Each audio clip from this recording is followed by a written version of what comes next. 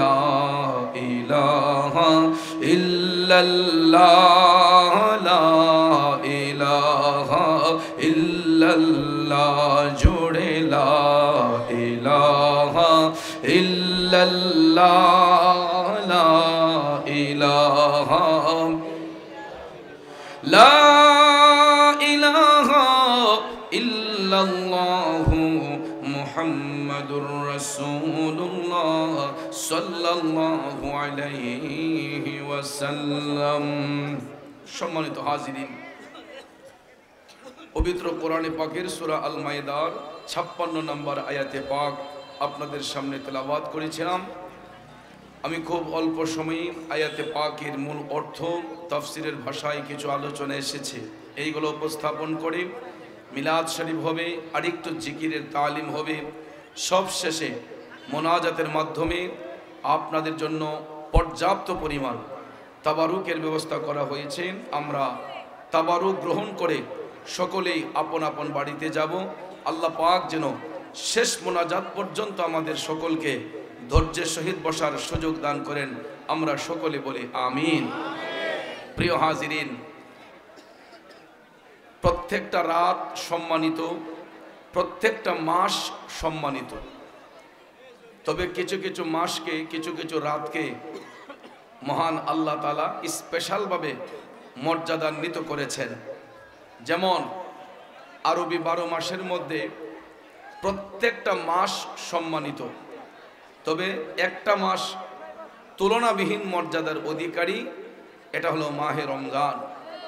রমজান শরীফের সঙ্গে কোনো মাসের তুলনা নাই, তবে এছাড়া বাকি 11টি মাসের মধ্যে আরও 5টা মাসকে আল্লাহ তাআলা স্পেশাল মর্যাদা দিয়েছেন। এই 5টি মাসের একটি মাস হলো আরবি বছরের প্রথম মাস মাহে মুহররম। দ্বিতীয়ত সম্মানিত মাসের মধ্যে আরেকটি মাস হলো পবিত্র রবিউল আউয়াল, যেই মাসে দয়াল নবীর শুভাগমন হয়েছে। আরেকটা সম্মানিত মাস হচ্ছে মাহে রজব, যেই মাসে আল্লাহ তাআলা আপন হাবিবের সঙ্গে দিদার করেছেন। আরেকটা সম্মানিত মাস হলো মাহে শাবান, যেই মাসটাকে রসুল নিজের মাস বলেছেন। আরেকটা সম্মানিত মাস হলো মাহে জিলহজ, যেই মাসে মুসলিম উম্মাহার মধ্যে বাবা ইব্রাহিম আলাইহিস সালামের এই পরীক্ষার মধ্যে জয়লাভ করার কারণে কুরবানির বিধান আমাদেরকে দিয়ে আল্লাহ তাআলা ধন্য করেছেন। এই 5টি মাস সম্মানিত মাস। এরই মধ্যে বর্তমানে আমাদের কাছে যেই মাসটি অতিবাহিত হচ্ছে, এটা আরবি বছরের 7ম মাস, যেই মাসটার নাম হচ্ছে মাহে রজব। সুবহানাল্লাহ। এই রজব মাস সম্পর্কে হাদিসে মুবারাকায় রাসূল বলেছেন, রজব ও শাহরুল্লাহ, রজব হলো আল্লাহ তাআলার মাস। জোরে কোন কার মাস? আল্লাহ তাআলার মাস।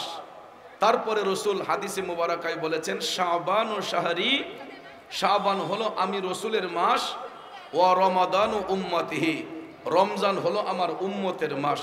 চিল্লায় কোন সুবহানাল্লাহ। তাহলে এই 3টা মাস হলো অন্তর অন্তর মাস, একটা মাসের সাথে আরেকটা মাসের সম্পর্ক। রজবের পরেই শাবান, শাবানের পরেই রমজান। এই জন্য রজব মাস আসলেই রসুল অ্যাপ্লিকেশন করতেন, আল্লাহুম্মা বারিক লানা ফি রজব ওয়া শাবান ওয়া বাল্লিগনা ইলা রমাদান। জোরে কোন সুবহানাল্লাহ। যুবক বন্ধুরা আমার, এই জন্য এই বরকতি মাসের মধ্যে একটা মাস হলো মাহে রজব। রজব মাস সম্মানিত হওয়ার পিছনে কারণ হলো এই মাসে এমন একটা রাত আছে গো, যেই রাতটাকে বলা হয়েছে লাইলাতুল মেরাজ, ঊর্ধ্বগমনের রাত। এই ঊর্ধ্বগমনটা হয়েছিল আমাদের দয়াল নবী, মায়ার নবী, যিনি আল্লাহর হাবিব রহমাতাল লিল আলামিন। বন্ধুরা আমার, বাবাজিরা, স্বয়ং আল্লাহ তাআলা রাজি হইয়া এই রজব মাসের 26 তারিখ দিবাগত রাত 27-এর রজনীতে আপন হাবিবের সঙ্গে দিদার করেছিলেন, সাক্ষাৎ করেছিলেন। এই জন্য এই রজব মাসের তুলনা ফজিলত অনেক অনেক বেশি। আমরা এই মাসটা পাইয়া খুশি না বেজার? জোরে বলেন খুশি না বেজার? এই জন্য বন্ধুরা আমার, বাবাজিরা, শুধু রজব মাস কেন, প্রত্যেকটা দিন সম্মানিত, প্রত্যেকটা রাত সম্মানিত। তবে কিছু কিছু রাতকে, কিছু কিছু মাসকে আল্লাহ তাআলা স্পেশাল ভাবে মর্যাদান্বিত করেছেন। যেমনি ভাবে দেখবেন ইংরেজিতে যখন বছর গণনা শুরু হয়, কিছু কিছু মাসকে রাষ্ট্রীয়ভাবে স্পেশাল মর্যাদা দেওয়া হয়। যেমন 16ই ডিসেম্বর, 21শে ফেব্রুয়ারি, 26শে মার্চ। এই বিশেষ বিশেষ দিনে দেখবেন আমাদের দুনিয়ার আদালত থেকে রাষ্ট্রীয়ভাবে অনেক কয়েদিকে মুক্তি দেওয়া হয়, কারণ বিশেষ দিনের উসিলায় অনেকরে মুক্তি দেওয়া হয়। বাংলাতে যখন বছর গণনা শুরু হয়, দেখবেন পহেলা বৈশাখ, পহেলা ফাল্গুন জাঁকজমকপূর্ণভাবে রাষ্ট্রীয়ভাবে পালন করা হয়। বন্ধুরা আমার, যেমনি ভাবে এই দিনগুলো রাষ্ট্রীয়ভাবে পালন করা হয়, আল্লাহ রাব্বুল আলামিন মাসের মধ্যে, আরবি মাসের মধ্যে কিছু কিছু মাসে কিছু কিছু রাতকে স্পেশাল মর্যাদা দিয়েছেন। যেমন রজব মাসের বরকতের রাত লাইলাতুল মেরাজ, শাবান মাসের ফজিলতময় রাত হচ্ছে লাইলাতুল মুবারাকা মিন নিসফে শাবান, শাবান মাসের মধ্যবর্তী রাত। রমজান শরীফে এমন একটা রাত রয়েছে যেই রাতটাকে বলা হয়েছে লাইলাতুল কদর, যেটা হাজারো রাতের চেয়ে উত্তম রাত। কথা কোন ঠিক না বেঠে? তাইলে এই ভাগ্যের মাসগুলা আমরা অতিবাহিত করতেছি। এই রজব মাস আল্লাহ তাআলার মাস, এই মাসে এমন একটা রাতে আজকে জান্নাতের বাগান। এই রাতটা হলো পবিত্র জুমার রাত। কথা বলেন ঠিক কিনা? জুমার রাত হলো বেশি বেশি দুরূদ শরীফের আমলের রাত। যারা বেশি বেশি দুরূদ শরীফ পাঠ করবে, দয়াল নবীর সঙ্গে তাদের বন্ধুত্ব স্থাপন হবে। আর দুরূদ শরীফের আমল যারা করবে এরা হবে মুমিন। আর ওই মুমিনদের সঙ্গ যারা অনুসরণ করবে এরাই বান্দা থেকে আল্লাহর বন্ধু হয়, এরাই আল্লাহর দলভুক্ত হয়।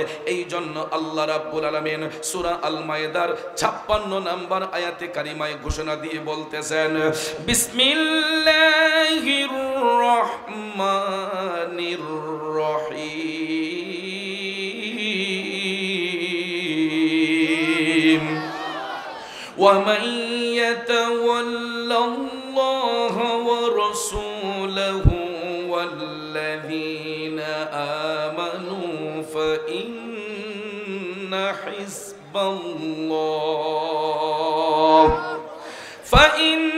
হিজবাল্লাহি হুমুল গালিবুন।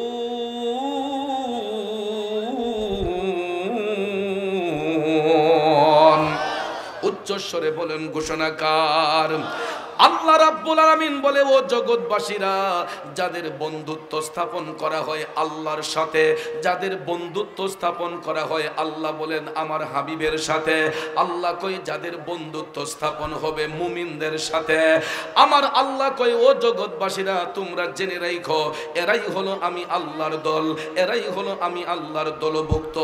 এই জন্য আল্লাহ তাআলা বলেন, ফাইন্না হিজবাল্লাহি হুমুল গালিবুন। নিশ্চয়ই আল্লাহ রাব্বুল আলামিনের দলই বিজয়ী হবে। কারণ পরকালে আল্লাহর পথে যারা থাকবে, নবীর পথে যারা থাকবে, এদেরকেই আমার আল্লাহ বিজয় দান করবে। বন্ধুরা আমার, বাবাজিরা, এখন কথা হলো আল্লাহর পথে কারা চলে? আল্লাহর পথে তারাই চলে যারা দিনদার, যারা মুত্তাকি, যারা ইমানদার। এরা আল্লাহকে বিশ্বাস করে, এরা নবীকে বিশ্বাস করে। এই জন্য তারা মুমিন হয়, বান্দা থেকে আল্লাহর বন্ধু হয়। যেমন একজন বন্ধুর মাহফিলে আজকে আমরা আসলাম, উনি আল্লাহর প্রিয় বন্ধু শাহ সুফি হযরত মাওলানা কাজী আজিমউদ্দিন শাহ রহমাতুল্লাহ আলাইহি। ওনার জীবন এবং কর্মটা একটু ফলো করুন, আমাদের জীবন এবং কর্মটা একটু ফলো করুন, তাইলে ডিসটেন্সটা বোঝা যাবে। কারণ আজিমউদ্দিন শাহ রহমাতুল্লাহ আলাইহি দুনিয়া থেকে বিদায় হয়েছেন প্রায় 100 বছরের উপরে হয়ে গেছে। অথচ দেখেন আমাদের মধ্যে 100 বছর যারা দুনিয়া ছেড়ে চলে গেছেন তাদের নাম নিশানা পর্যন্ত আমাদের অন্তর থেকে মুছে গেছে। ঠিক কিনা কোন? বাস্তবতা দেখেন, আমি যদি এখন একটা ছেলেকে দাঁড় করায় বলি তোমার বাবার নাম কি, সে বলবে অমুক। আমি যদি বলি তোমার দাদার নাম কি, সে বলবে অমুক। আমি যদি বলি তোমার দাদার বাবার নাম কি, পারবে? যদিও খাতাপত্র দেখে বলতে পারে। যদি বলি ওই দাদার বাবার নাম কি, যদি বলি ওই দাদার বাবার নাম কি, 100% লোক আছে তারা ফেল হয়ে যাবে। বলতে পারবে না, কথা কোন ঠিক কিনা? কিন্তু আমি যদি এখানে ছোট্ট একটা বাচ্চাকে দাঁড় করে জিজ্ঞেস করি, বাবা তুমি বলো তো সিলেটে কোন অলির মাজার আছে, ওই বাচ্চাটা ঠাস করে বলে দিবে সিলেটের মধ্যে বাবা শাহজালালের মাজার আছে, ঠিক না বেটে? আমি যদি বলি সিলেটে আর কার মাজার আছে, বলে দিবে বাবা শাহপরানের মাজার আছে। যদি বলি আজমির শরীফে কে আরাম করতেছেন, বলবে খাজা মঈনুদ্দিন চিশতি। যদি বলি বাগদাদ শরীফে কে আরাম করতেছেন, বলবে গাউসুল আজম আব্দুল কাদের জিলানী। অথচ দেখেন তারা দুনিয়ার মধ্যে চলাফেরা করেছেন, এরাও মানব কুলে জন্মগ্রহণ করেছেন, কোন মায়ের গর্ভ থেকে ভূমিষ্ঠ হয়েছেন। আজকে তাদের ওফাতের দিন প্রায় 500-700 বছর হয়ে গেছে, তারা দুনিয়া ছেড়ে অন্ধকার কবরে গিয়েছেন।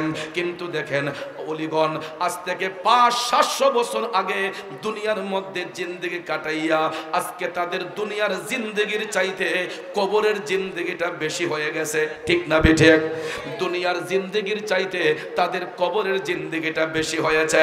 তারপরও দেখেন ওই নামগুলা আমাদের হৃদয়ের মধ্যে ধারণ করে রেখেছে, ওই নামগুলা আমাদের কালবের মধ্যে হৃদয়ের মধ্যে ধারণ করে রেখেছে, কারণ তারা তাদের জীবন এবং কর্মটা আল্লাহর পথে কুরবান করেছেন, নবীর পথে কুরবান করেছেন। তাইলে আমরা আল্লাহ নবীর পথে চলতে চাই কি চাই না? আর জোরে কোন চাই কি চাই না? কারা কারা চাই দুইটা হাত তুলে দেখায়। নারায়ে তাকবীর, নারায়ে রিসালাত, আহলে সুন্নাত ওয়াল জামাত, পবিত্র ইসালে সওয়াব মাহফিল। ইমানের পথে অবিচল থেকে আমার মরণ যেন হয়, ইমানের পথে অবিচল থেকে আমার মরণ যেন হয়, ঠিক কিনা বলুন? এ বন্ধুরা আমার, বাবাজিরা, কারণ দুনিয়াটা কারো জন্য চিরস্থায়ী নয়। 60, 70, 80, 100, 150 এর চাইতে দুনিয়ার জিন্দেগি বেশি নয়। কবরের জিন্দেগিটাই হবে আসল জিন্দেগি, ঠিক কিনা বলেন? আমরা দুনিয়াতে চিরস্থায়ী নয়। একটাবার ভাইবা দেখেন, এই পৃথিবীর মধ্যে যত বড় বড় রাজা বাদশাহী করে গেছেন, আজকে কোথায় গেল তাদের বাদশাহী, কোথায় গেল তাদের ক্ষমতা? সব কিছু চুরমার হয়ে গেলেও আল্লাহ নবীর নাম কোনোদিন বুঝবে না, কথা বলেন ঠিক না বেঠে? কারণ পাশে কবরস্থানে তাকাইয়া দেখেন কতগুলা ক্ষমতাধর ব্যক্তি এই কবরের মধ্যে শুয়ে আছেন। আজকে আমরা তাদেরকে দেখি না, কিন্তু কবরবাসী রূহগুলা কিন্তু আমাদেরকে দেখতেছে, কথা কোন ঠিক কিনা? তবে ভুলে যাবেন না, যত শক্তি দেখাই না কেন, ক্ষমতা দেখাই না কেন, আমরা সবাই কিন্তু একদিন ওই কবরে যেতে হবে, কথা বলেন ঠিক না বেঠে? এই জন্য কবি বলেছেন, এই পৃথিবী যেমন আছে তেমনি ঠিকই রবে, সুন্দর ওই পৃথিবী ছেড়ে একদিন চলে যেতে হবে রে মন, চলে যেতে হবে, ঠিক না বেঠে? নবীর প্রেমিকারা গভীর মনোযোগ, মনোযোগ। চলেই যেহেতু যাবার আগে নিজের ঈমান আকীদাটাকে মজবুত করা দরকার আছে না নাই? কথা কোন আছে না নাই? ঈমান আকীদাকে যদি মজবুত করতে হয় তাইলে ওলিদের পথ অনুসরণ করতে হবে, আল্লাহর ওলিদেরকে ভালোবাসতে হবে। কারণ আল্লাহর ওলিগণ এরা কোনো মানুষকে কুপরামর্শ দেয় না, কুবুদ্ধি দেয় না। আল্লাহর ওলিদের সংস্পর্শে আসলে অন্ধপথের যাত্রীগুলা আলোর পথ খুঁজে পায়, ঠিক কিনা কর? ওলিদের সঙ্গ ধরলে অন্ধপথের যাত্রীগুলা আলোর পথ খুঁজে পায়। যেমন বন্ধুরা আমার, বাবাজিরা আমার, হুজুর গাউসে পাক আব্দুল কাদের জিলানী আল গিলানী আল বাগদাদীর জীবনী পড়ে আপনারা দেখবেন, হুজুর গাউসে পাক আমার আপনার মতো সাধারণ কোনো ব্যক্তি নয়। আজকাল দুনিয়াতে দেখা যায় অনেক মানুষ আমার গাউসে পাককে নিয়ে মন্তব্য করে, খাজা মঈনুদ্দিনকে নিয়ে মন্তব্য করে, শাহজালাল বাবা, শাহফরান বাবার বিরুদ্ধে কথা বলে, আছে না নাই? কিন্তু আমরা ওলি আল্লাহর পক্ষে কথা বললে তাদের গায়ের মধ্যে আগুন ধরে, কিন্তু তাদের শায়েখের বিরুদ্ধে কথা বললে এরা আমাদেরকে গালমন্দ করে, ঠিক না বেঠে? ইতিমধ্যে আমি দেখেছি আমাদের দেশের মধ্যে কিছু কিছু শায়েখ মাথার মধ্যে দাড়ি, টুপি, জুব্বা, কুর্তা লাগাইয়া আমার রসুলকে বলে রসুল নাকি কাউবয়। কেমন ইংলিশ পড়ুন না, আমার রসুল দেখো, রসুল বলে কাউবয়। তারপরে অনেকেই বলে আমার রসুলের নাকি সিক্স প্যাক। কেউ কেউ আবার বলে, ওই ব্যক্তিগুলাই বলে আমার নবী নাকি 40 বছরের বুড়িকে 23 বছরের যুবকে বিয়ে করছে সম্পদের জন্য। নাউজুবিল্লাহ। কোন আপনারা বলেন, যেই সমস্ত মূর্খ ব্যক্তিগুলা আমার দয়াল নবীর শানে এরকম মিথ্যাচার করতে পারে, এরা কি কোনোদিন সৎ পথের পথে হতে পারে? এরা কোনোদিন হেদায়েত প্রাপ্ত হতে পারে? এরা নির্ঘাত জাহান্নামী, এরা বেঈমান, এরা মুনাফিক। আর মুনাফিক সম্পর্কে রাসূল বলেছেন এরা কাফিরের চেয়ে নিকৃষ্ট। কারণ ওই মুনাফিকগুলা ইহুদি খ্রিস্টানদের খপ্পরে পইরা, ইহুদি খ্রিস্টানদের কাছ থেকে বড় বড় অঙ্কের ডলার খাইয়া এরা কালার পাল্টাইয়া বাংলাদেশের সুফিজমকে নষ্ট করতে চায়, ওলি প্রেমিকদেরকে ঈমান নষ্ট করতে চায়। কারণ এই দেশ আবাদ করেছেন আল্লাহর ওলিগণ, ঠিক কিনা? এই দেশ আবাদ করেছেন আল্লাহর ওলিগণ। আর এই ওলিগণের বিরুদ্ধে ষড়যন্ত্র আমার আল্লাহ বরদাস্ত করবে না। এই জন্য রাসূল ১৫০০ বছর আগে হাদিস শরীফের মধ্যে বলেছেন, হাসর কায়েম হওয়ার পূর্বে আমার উম্মতের মধ্যে কিছু জাহিলে মুরাক্কাব বের হবে।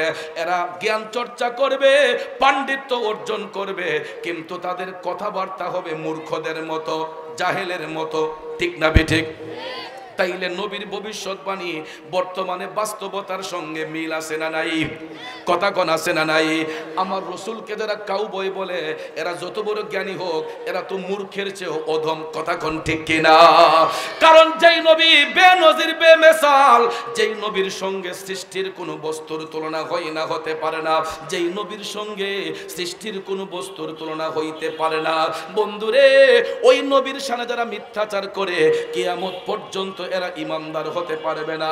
এরা নির্ঘাত বেঈমান, এরা মুনাফিক। কিন্তু বন্ধুরা আমার, আল্লাহর ওলিগণের জীবনী পড়ে দেখেন, তাদের জীবন এবং কর্মের মধ্যে কোনোদিন রাসূলুল্লাহর শানে গুস্তাখি নাই, কোনোদিন ওলি আল্লাহর সাহাবীদের শানে গুস্তাখি নাই। কিন্তু এই জামানার মধ্যে কিছু কিছু বিয়াদবে রাসূল আল্লাহর ওলিদেরকে নিয়ে মন্তব্য রেখে কুৎসা করে। আমি বলেছিলাম গাউসে পাকের কথা, হুজুর গাউসে পাক আব্দুল কাদের জিলানী আল গিলানী আল বাগদাদির জীবনী পড়ে দেখবেন, উনি এমন একটা মায়ের সন্তান, যেই মায়ের অঙ্গ দেখবে দূরের কথা, গায়ের উন্নাটা পর্যন্ত পৃথিবীর কোনো পরপুরুষে দেখতে পায় নাই। অঙ্গ দেখবে দূরের কথা, গায়ের উন্নাটা পর্যন্ত পৃথিবীর কোনো পরপুরুষে দেখতে পায় নাই। অথচ দেখেন তিনি এমন বাবার সন্তান, যেই বাবার জীবনে কোনোদিন মিথ্যা কথা বলেন নাই। অথচ আমরা দেখবেন চলতে ফিরতে উঠতে বসতে অহরহ মিথ্যাকে সাজাইয়া গুজাইয়া বলি, ঠিক না বিঠেক? আমরা দেখবেন নিজেকে জাহির করার জন্য অনেক সময় সাজাইয়া গুজাইয়া আমরা মিথ্যা কথাগুলা বলে। কিন্তু গাউসে পাকের বাবা আবু সালে মুসা জঙ্গির জীবনী পড়ে দেখলাম, বাহাজাতুল আসরার কিতাবে পড়ে দেখলাম, যার জীবনে কোনোদিন শরীয়ত বিরোধী কোনো কাজ করেন নাই, যার জীবনে কোনোদিন মিথ্যাচার করেন নাই, যার জীবনে কোনোদিন একটা নবীর সুন্নত বাদ দেন নাই, তিনি কন্টিনিউ আমলের মধ্যে মাশগুল থাকতেন। তিনি হচ্ছেন হযরতে আবু সালে মুসা জঙ্গি। জুড়ে জুড়ে কোন সুবহানাল্লাহ। এই জন্য শায়ের বলেছেন, আবু সালে মুসা জঙ্গি ছিলেন যার পিতা, উম্মুল খায়ের মা ফাতেমা ছিলেন যার মাতা, দুজনে ছিলেন আল্লাহ নবীর প্রেমে উজালা, দুজনে ছিলেন আল্লাহ নবীর প্রেমে উজালা, যেজন গৌসুল আজম সেজন বাগদাদ ওয়ালা, যেজন গৌসুল আজম সেজন বাগদাদ ওয়ালা। কষ্ট হচ্ছে আমার বাবাজিরা, নবীনগর পৌরসভার বন্ধুরা, বাবাজিরা গভীর মনোযোগ মনোযোগ। হুজুর গাউসে পাক আব্দুল কাদের জিলানী আল গিলানী আল বাগদাদি, তিনি এমন একজন মার গর্ভে এসেছিলেন, যেই মায়ের জীবনে কোনোদিন একটা নবীর সুন্নত বাদ দেন নাই, যেই মায়ের জীবনে কোনোদিন একটা ওয়াক্ত নামাজ ইচ্ছে করে কাজা করেন নাই, যেই মা কোনোদিন শরীয়ত বিরোধী কোনো কাজ করেন নাই, পর্দার খেলাফ কইরা কোনো কাজ করেন নাই। অথচ দেখেন আমাদের দেশে আব্দুল কাদিরের অভাব নাই, ঠিক কিনা? আমার দেশের আব্দুল কাদিররা রাস্তাঘাটে চললে, আমার দেশের আব্দুল কাদিরের মারা রাস্তাঘাটে চললে দেখবেন কত পরপুরুষের নজরে পড়ে, আমার দেশের আব্দুল কাদিরের মারা মাঠে ঘাটে হাঁটে গেলে দেখবেন তাদের বডি ফিটনেস কত মানুষের চোখে পড়ে, তাদের ফিগারগুলা কত মানুষের চোখে পড়ে। তাইলে বলুন ওই মায়ের পেট থেকে আব্দুল কাদির যারা নাম নিয়ে আসছে এরা কেমনে মানুষ হবে, এরা কেমনে মুমিন হবে? এই জন্য প্রায় মাহফিল আমি একটা কথা বলি, আপনারা শুনে থাকেন, বাবা ভালো তো ছেলে ভালো, মা ভালো তো জি, গাই ভালো তো বাছুর ভালো, দুধ ভালো তো ঘি, ঠিক না বেটে? আরে বাবা ভালো তো ছেলে ভালো, মা ভালো তো জি, গাই ভালো তো বাছুর ভালো, দুধ ভালো তো ঘি। বন্ধু, গাছের গোড়া যদি সুন্দর হয় ফল সুন্দর হয়, গোড়ায় যদি সমস্যা হয় দেখবেন ফল কোনোদিন সুন্দর হয় না, ঠিক না বেটে? দেখবেন এই সমাজে কিছু কিছু বাবার ছেলে সে যখন অশৃঙ্খল চলাফেরা করে মানুষ চোখে আঙ্গুল দিয়া কয় আরে এটা ভালো হইব কেমনে, এর বাবু তো এমন আছে, ঠিক না বেটে? আবার বাবার চরিত্র যদি সুন্দর হয়, ছেলের আখলাক সুন্দর হয়, তখন মানুষ বলে এবারটা ভালো হইতো না কেমনে, তার বাপ একটা ভালো মানুষ ছিল, একজন ন্যায় বিচারক ছিল, এই জন্য গাছের তলে আল্লাহ গাছ দিছে। কথা কোন কই কিনা? কিন্তু বন্ধুরা আমার বাবাজিরা, সৎ কাজ করলে ফসল সুন্দর হয়, অসৎ কাজ করলে সমাজের মানুষ ঘৃণার পাত্র হিসেবে ব্যবহার করে। এই জন্য বাজার গাউসে পাক আব্দুল কাদের জিলানী তিনি এমন একটা আমলি মায়ের গর্ভে তিনি এসেছিলেন যার ব্যাপারে স্বয়ং রাসূলুল্লাহ সাল্লাল্লাহু আলাইহি ওয়াসাল্লাম ভবিষ্যৎবাণী করেছেন। আবু সালে মুসা জঙ্গি তিনি যখন এশারের নামাজ পড়ে মুরাকাবা করতেছেন, হঠাৎ করে তন্দ্রাচ্ছন্ন ভাব, ঘুম আসে না, ঘুম আসে না, তন্দ্রাচ্ছন্ন ভাব। হঠাৎ করে তিনি দেখতেছেন মদিনার কামলিওয়ালা নবী মুসা জঙ্গির স্বপ্নের ঘরে আইসা হাজির হইয়া গেছে। আরে নবীর দিদার যাদের নসিব হয়েছে নিশ্চিত জান্নাতি তারা হয়েছে, ঠিক কিনা? ওরে নবীনগরের বাবাজিরা, স্বপ্নে হোক বাস্তবে হোক, যে একবার আমার নবীর চেহারা দেখবে গো, জাহান্নামের আগুন তার জন্য হারাম হইয়া যায়। তাইলে বলুন আমরা রসুল দেখতে চাই কি চাই না? আরো জোরে কোন চাই কি চাই না? মানুষের কষ্ট দিয়া, মানুষের হক নষ্ট করে, আরেকজনের দিলে আঘাত করে, বন্ধুরা আমার বাবাজিরা আমার, আত্মা শুদ্ধ করে, মনটাকে দিলটাকে নরম করে দুরূদ শরীফের আমল মুরাকাবা মুশাহাদা যদি করতে পারেন, তাইলে ভাঙ্গা ঘরে রসুল মেহমান হয়ে যেতে পারে। কারণ আমার রসুল আসতে গেলে কোনো বিল্ডিং লাগে না, দালান কোঠা লাগে না, বড় বড় দালান কোঠার প্রয়োজন হয় না। শুধুমাত্র ব্যক্তিটা যদি রাস্তার ভিখারিও হয়, তার আত্মা যদি শুদ্ধ হয়, কালটা যদি সুন্দর হয়, ওই ব্যক্তিটারও আমার আল্লাহ বান্দা থেকে বন্ধু বানাইতে পারে কি পারে না? কিন্তু আমরা পারবো কেমনে? আমাদের কালবের মধ্যে তো ময়লা জমে আছে, পাপ করতে করতে আমাদের কালবটা অন্ধকার হয়ে গেছে, যেই কারণে আমাদের কালব জিন্দা না হওয়ার কারণে আমরা এক ভাই আরেক ভাই গীবত করতে দ্বিধা করি না, এক ভাই আরেক ভাইয়ের হক নষ্ট করতে দ্বিধা করি না, এক ভাই আরেক ভাইকে ওজনে কম দিতে দ্বিধাবোধ করি না।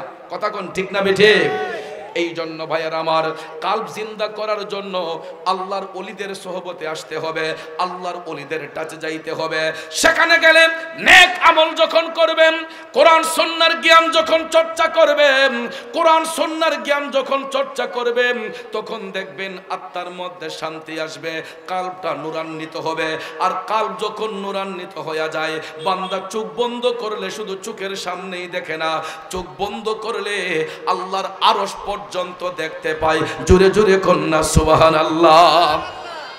এই জন্য যুবক ভাইয়েরা গভীর মনোযোগ, যেই কথাটা বলতে চেয়েছিলাম, আমার গাউসে পাকের বাবা মুসা জঙ্গি তন্দ্রাচ্ছন্ন ভাব, তিনি এমন সময় চোখের মধ্যে যখন একটু তন্দ্রা ভাব, হঠাৎ করে দেখতেছেন মদিনার কামলিওয়ালা নবী তশরিফ এনে বলতেছেন, এ আবু সালেম, হে আবু সালেম, আল্লাহ রাব্বুল আলামিন তোমার ঔরসে আমার সন্তান মহিউদ্দিনকে দান করতেছে। আরো জোরে কন্যা সুবহানাল্লাহ। গাউসে পাক আসেন নাই, আসার আগেই তিনি তো মাদারজাত ওলি, মায়ের গর্ভে থাকা অবস্থায় ওলি, দুনিয়াতে আসেন নাই। এমন সময় স্বপ্নের ঘরে এসে রসুল বলতেছেন, হে মুসা জঙ্গি, আল্লাহ রাব্বুল আলামিন তোমার ঔরসে আমার সন্তানকে দান করতেছে, তার নাম আব্দুল কাদির, সে হবে মহিউদ্দিন। যদি এখন সুবহানাল্লাহ। এই স্বপ্ন থেকে জাগ্রত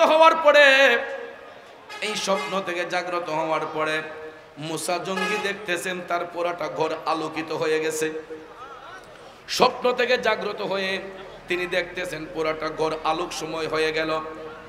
তিনি এই সংবাদটা দেওয়ার জন্য ভিতর রুমে গেলেন, অন্দর মহলে গেলেন, গাউসে পাকের মায়ের কাছে সংবাদটা দেওয়ার জন্য।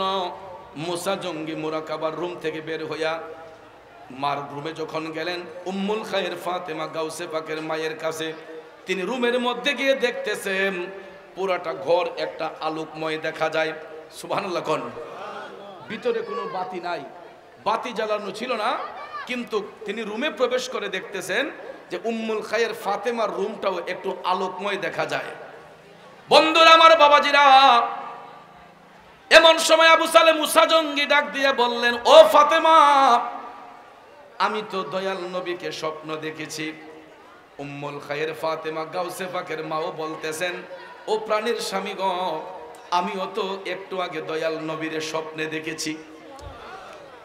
দেখেন মুমিনদের কাজ কারবার কেমন হয়, মুমিনদের চলাফেরা কেমন হয়। মুসা জঙ্গি যেই স্বপ্ন দেখলেন, একই স্বপ্ন দেখলেন গাউসে পাকের মা, স্বামী এবং স্ত্রী একই স্বপ্ন দেখলেন একই টাইমে। তাইলে বন্ধু চিন্তা করে দেখেন, অনেকেই তো বলে আমার রসুল নাকি জিন্দা নয়, অনেকে আমার রসুল রে মরা নবী কয়। আমার নবী মরা নবী নয়, রসুল চাইলে এক মুহূর্তে কোটি কোটি মানুষকে দেখা দিতে পারেন কি পারেন না? আরো জোরে কোন পারেন কি পারেন না? গাউসে পাকের মাকে দয়াল নবী দিদার দিলেন, আবার মুসা জঙ্গিকে দিদার দিয়ে আমার গাউসে পাকের আগমনের সংবাদ দিলেন। এবং কোন দিন কোন সময় গাউসে পাক দুনিয়াতে ভূমিষ্ঠ হবেন, এই সময়টা পর্যন্ত দয়াল নবী বলে দিয়েছেন যে এটা 1100 খ্রিস্টাব্দ 470 হিজরি, 1100 খ্রিস্টাব্দ 470 হিজরির পহেলা রমজানের জুমার দিনে আব্দুল কাদির এই বিশ্বভুবনে তশরিফ আনবে। এও রোজা অবস্থায় রোজা পালন করে আব্দুল কাদির মায়ের গর্ভে সেহরি খাইবে। দুনিয়ার মধ্যে রোজা অবস্থায় আব্দুল কাদির তশরিফ আনবে। বাহাজাতুল আসরার কিতাব প্রমাণ করেছে, সন্তান জন্ম হইলে তো চিৎকার করে, কান্নাকাটি করে, ঠিক না? বাচ্চা ভূমিষ্ঠ হলেই, এটা নর্মাল ডেলিভারিতে হোক বা সিজারের মাধ্যমে হোক, আপনারা লক্ষ্য করে দেখবেন বাচ্চা ডেলিভারি হলেই চিৎকার করে কান্নাকাটি করে। কথা কোন ঠিক না? কান্নার শব্দ শুনলেই দেখবেন রিসিপশনে যারা বসা থাকে হাসপাতালে রোগী নিলে, বাচ্চার কান্নার শব্দ শুনলেই দেখবেন দাদা দাদি সহ অনেকের মধ্যে একটা আনন্দ বিরাজ করে। তাইলে বাচ্চা মনে হয় খালাসি হয়ে গেছে কান্না শুনে। কথা কোন ঠিক কিনা? বন্ধুরা আমার, বাচ্চা ভূমিষ্ঠ হওয়ার সঙ্গে সঙ্গে ওই বাচ্চা কিন্তু চিৎকার করে কান্নাকাটি করে। কিন্তু আমার গাউসে পাক পহেলা রমজানে জুমার দিনে ভূমিষ্ঠ হইলেন, হওয়ার পরে দেখা যায় গাউসে পাক কোনো কান্না করেন না।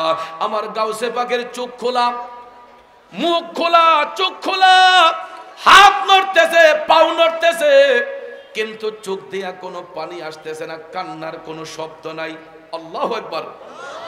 যেজন গৌসুল আজম সেজন বাগদাদ ওয়ালা, তার কাঁধে যার চরণ যুগল মদিনাওয়ালা। আরে তার কাঁধে যার চরণ যুগল মদিনাওয়ালা, যেজন গৌসুল আজম সেজন বাগদাদ ওয়ালা। ঠিক না বেঠে বন্ধু? ও আমার বাজানো, সন্তান ভূমিষ্ঠ হলে কান্না করে, কিন্তু আব্দুল কাদের জিলানীর জবান দিয়া কোনো কান্না নাই, চোখ দিয়া কোনো পানি নাই। মা উম্মুল খায়ের ফাতেমা টেনশনে পড়ে গেলেন, কিরে আমার আব্দুল কাদের কান্না করে না কেন? তিনি ভাবতে ভাবতে ভাবতে সময় চলে যাচ্ছে, দিনটা চলে যাচ্ছে। এমন সময় বাজানো ঘরের সব সদস্যরা রোজা পালন করেছে। রমজানের রোজা ফরজ রোজা, সমস্ত ব্যক্তির মুখের মধ্যে ফরজ রোজা পালন করেছেন। ইফতারের সময়, ইফতারের পূর্ব মুহূর্তে হঠাৎ করে এলান শোনা যাচ্ছে যে ইফতারের সময় হয়ে গেছে, আপনারা ইফতার করেন। আজানের ধ্বনি যখন শুরু হলো, মুয়াজ্জিন সাহেব যখন বলে ফেললেন আল্লাহু আকবার আল্লাহু আকবার, মুয়াজ্জিন সাহেব যখন আজানের ধ্বনি দিলেন, ইফতার শুরু হয়ে গেল। এমন সময় দেখা যায় হুজুর গাউসে পাক আব্দুল কাদের জিলানী আল গিলানী একটা কান্নার শব্দ বের করলেন। কান্না যেরকম বাচ্চারা করে, তিনি আ করে যখন কান্না করলেন, বাচ্চারা যেরকম ভাবে কান্না করে, শিশু বাচ্চা কান্না যেভাবে ডেলিভারি হওয়ার পর করে, আমার গাউসে পাক ইফতারের সময় তিনি কান্না করলেন। এমন সময় মা উম্মুল খায়ের ফাতেমা ওনার স্তনের মধ্যে খেয়ে এসেছেন দুনিয়াতে আইসা, সারা দিন গেল কোনো কান্না নয়। মাগরিবের টাইমে ইফতারের সময় মানুষ যখন ইফতার করবে, এমন সময় তিনি চিৎকার করলেন। সারাদিন একবারও মায়ের স্তনে মুখ লাগান নাই, কিন্তু ইফতারের সময় তিনি যখন কান্না করলেন, মা যখন স্তনের মধ্যে মুখ লাগাইয়ে দিলেন, মায়ের দুধটা পান করেই গাউসে পাক উনি কান্না বন্ধ হয়েছে। জোরে কন্যা সুবহানাল্লাহ। এই জন্য শায়ের বলেন, 2 বছর পান করালেন মায়ের বুকের দুধ, 2 বছর পান করালেন মায়ের বুকের দুধ। বন্ধুরা আমার, বাবাজিরা, মা সন্তানকে 2 বছর দুধ পান করায়, 2.5 বছর দুধ পান করায়। এই জন্য সন্তানগুলা মায়ের কাছে ঋণী হয়ে যায়, এই জন্য সন্তানগুলা মায়ের কাছে ঋণী হয়ে যায়। আমার আব্দুল কাদের জিলানী আল গিলানী আল বাগদাদি মায়ের স্তন থেকে দুধ পান কইরা মায়ের স্নেহ মমতায় আস্তে আস্তে যখন বড় হতে লাগলেন, আমার গাউসে পাক মায়ের গর্ভে থাকা অবস্থায় কারামতের অধিকারী, দুনিয়াতে আসার পরে কারামতের অধিকারী, বয়স যখন 12 কিংবা 13 বছর হইল, এমন সময় এমন একটা কারামত দেখাইয়া আমার গাউসে পাক আমার মৌলার কাছে তো দামি হয়েছেন। বয়সটা যখন 12 কিংবা 13 বছর, এমন সময় দেখা যায় তিনি জিলান শহরের মধ্যেই অবস্থান করছেন। অল্প বয়সে আমার গাউসে পাক যে রিয়াজত বন্দেগী করতেছেন, তিনি মায়ের গর্ভে থাকা অবস্থায় যার কাশফুল কলুব ছিল, সাবালক হওয়ার পরও তার অন্তর চক্ষু খোলা ছিল। গভীর মনোযোগ বাবাজির আমার, বয়সটা যখন 12 কিংবা 13, প্রতিদিন দেখা যায় জিলান শহর থেকে এক একটা কাফেলা বাগদাদের দিকে যায় বাণিজ্য করতে। জিলান থেকে এক একটা কাফেলা বাণিজ্য করতে এরা বাগদাদের দিকে যায়। তো গাউসে পাক প্রতিদিন বাড়ির সামনে দাঁড়ায় দাঁড়াইয়া এই কাফেলা দেখা গাউসে পাক কয়, সবাই যায় ব্যবসা করার জন্য, আর আমি আব্দুল কাদের বাগদাদের মধ্যে যাইমু জ্ঞান শিক্ষার জন্য, এলেম শিক্ষার জন্য। যেরকম সুবহানাল্লাহ। আপনারা বলেন, এলেম ছাড়া কি ওলি হওয়া যায়? এলেম ছাড়া কোনো ওলি হওয়া যায় না। কিন্তু বর্তমানে তো ওলিদেরকে কলঙ্কিত করার জন্য না আছে কোনো মুরাকাবা মুশাহাদা, না আছে রেয়াজত বন্দেগী, না আছে নামাজ, না আছে রোজা। দেখবেন কিছু কিছু পাগল আছে, এরা অলিদেরকে কলঙ্কিত করার জন্য এরা বেশভূষা লইয়া আল্লাহর অলিদেরকে কলঙ্ক করে, বিভিন্ন দিকে ঘুইরা চরিত্র নষ্ট করে, আল্লাহর অলিদেরকে বদনামি করে। আছে না নাই? যুবক বন্ধুরা আমার, বাবাজিরা, গভীর মনোযোগ। গাউসে পাক ওই কাফেলা দেখা তিনি মায়ের কাছে আসলেন, উম্মুল খায়ের ফাতেমার কাছে। মায়ের কাছে সন্তান আয়েশা সালাম দিয়ে বললেন, মা গো, প্রতিদিন এক একটা কাফেলা বাণিজ্য করার জন্য বাগদাদের মধ্যে যায়। আম্মা, আপনি যদি দোয়া করেন, আপনি যদি অনুমতি দেন, আমি আব্দুল কাদের বাগদাদের মধ্যে যাই একটু জ্ঞান শিক্ষা করতে চাই। মাগো, সেখানে উচ্চতর ডিগ্রি লাভ করতে চাই, আপনি আমারে অনুমতি দেন। উম্মুল খায়ের ফাতেমা ডাক দিয়ে বললেন, আব্দুল কাদের, তুমি আমার একটা মাত্র সন্তান, এই পর্যন্ত তোমার আমি একদিন না দেখলে পাগল পারা হয়ে যাই। তুমি যদি আমার কাছ থেকে বাগদাদের মধ্যে জ্ঞান শিখতে যাও, তাইলে আমি মা তোমার সারা একা কেমনে থাকবো? আল্লাহু আকবার। ছোট বাচ্চাদেরকে সাধারণত দেখবেন মা নিজের কুল ছাড়া করতে চায় না, ঠিক না ঠিক? কারণ বাচ্চার মায়া আমরা বাবারা যতটুক না জানি, মা তার চাইতে বেশি বাচ্চাদের প্রতি দরদ থাকে, ঠিক না ঠিক? এই জন্য বন্ধুরা আমার, কোন মা চায় না তার সন্তানটা তার আঁচলের বাহিরে থাকুক। 12 কিংবা 13 বছর গাউসে পাক আব্দুল কাদের জিলানী আল গিলানীর হুজুর গাউসে পাক ডাক দিয়ে বললেন, মা আপনি অনুমতি দেন, আপনার দোয়া থাকলে আমার কোনো সমস্যা হবে না। একবার, দুইবার, তিনবার করে বলার পরে, একবার, দুইবার, তিনবার করে বলার পরে মা উম্মুল খায়ের ফাতেমা তিনি সন্তানের মুখের দিকে চাইয়া সন্তানের আবদার পূর্ণ করতে যাইয়া বললেন, আব্দুল কাদের যাও, রেডি হও, তোমাকে অনুমতি দিলাম। মুখ দিয়ে অনুমতি দিলেও মায়ের অন্তরটা সন্তানের জন্য ছটফট ছটফট করে। বন্ধুরে, মা চোখের পানি চাইরা কানতে কানতে পেরেশান। হঠাৎ করে দেখা যায় গাউসে পাক আব্দুল কাদের জিলানী আল গিলানী তিনি তৈরি হইলেন, যাবেন শিক্ষা অর্জনের জন্য বাগদাদের জমিনে। বন্ধুরে, এমন সময় মা উম্মুল খায়ের ফাতেমা 40টা দিনার একটা থলির মধ্যে নিয়া গাউসে পাকের কোমরের মধ্যে বাইধা দিলেন। এরে আব্দুল কাদের, আব্দুল কাদের, এই টাকাগুলা তোমার কাছে সেফ রাখো, এটা তোমার কাছে সেফ রাখো, খরচ করবা না, বাগদাদে যাইয়া এগুলা খরচ করবা। মা 40টা দিনার গাউসে পাকের কোমরের মধ্যে একটা থলিতে বাইধা দিয়ে বললেন, আব্দুল কাদের তুমি এমন বাবার সন্তান, তোমার বাবার জীবনে কোনোদিন মিথ্যা কথা বলেন নাই।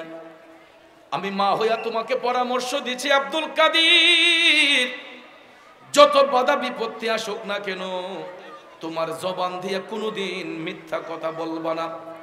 তুমি এই বাবার সন্তান, তোমার বাবার জীবনে কোনোদিন মিথ্যা কথা বলেন নাই। এই জন্য আব্দুল কাদের আমি মা তোমাকে পরামর্শ দিলাম, যত বড় ঝড় তুফান আসুক না কেন তোমার জবান দিয়ে কোনোদিন মিথ্যা কথা বলবা না। প্রত্যেকটা মা, শুধু গাউসে পাকের মা কেন, আমাদের মাও আমাদেরকে এই পরামর্শ দেন। কোথাও গেলে যে ফুত কেউ লোকে ঝগড়াঝাটি করো না, ধ্যান দরবার করো না, আমার বাড়িতে কাজ যাইন না, এমন পরামর্শ দেয় না? ছেলেগুলা যখন পড়তে যায় কুমিল্লা, ঢাকা, রাজশাহী, দিনাজপুর, দেখবেন মা বাবা সবসময় পিঠ মরায় কয়, পুত্রে কেউ লোকে কাজ কীর্তন করো না, পুত রাজনীতির যাইও না, কোনো ঝগড়াঝাটি হইলে দূরে থাকো। এটা হলো মার পরামর্শ সন্তানের উপর। কথা কোন ঠিক কিনা? যুবক ভাইয়ার আমার, কষ্ট হইতেছে? মনোযোগ, মনোযোগ। গাউসে পাক ডাক দিয়া কয়, মা ও দরদি মা, আপনার অনুমতি থাকলে আপনি টেনশন করবেন না মা, আমি হাসি মুখে জীবনটা দিয়ে দিতে পারবো, কিন্তু মা আমি কোনোদিন মিথ্যা কথা বলবো না। মাগো আমি হাসি মুখে জীবনটা দেব, কিন্তু কোনোদিন মিথ্যা বলবো না।